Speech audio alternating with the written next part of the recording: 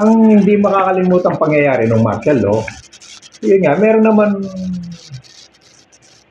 nakakabuti ng konti dun sa tao kasi medyo dahil na tumahimik yung bansa, dahil natakot sila sa gobyerno na hindi sila makakakontra kasi sa pamamalakad ni Marcos, hindi ka makapagsalita ng laban sa kanya.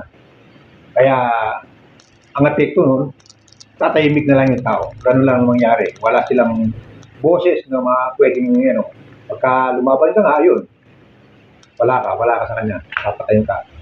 Yun ang mangyayari pagka lumaban ka sa kanya. Papatayin ka talaga. Yung panahon ngayon.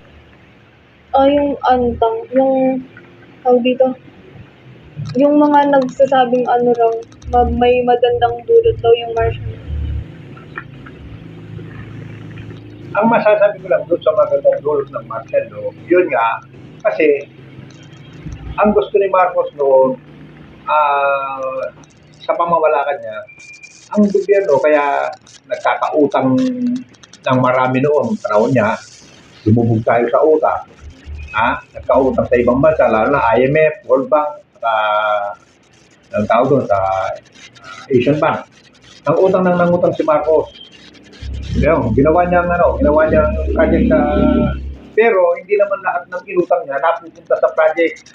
Yun nga, kaya ano siya, yung tawag nilang hidden wealth, yung mga pera ni Marcos. Kaya, yun, ginamit niya yung power niya.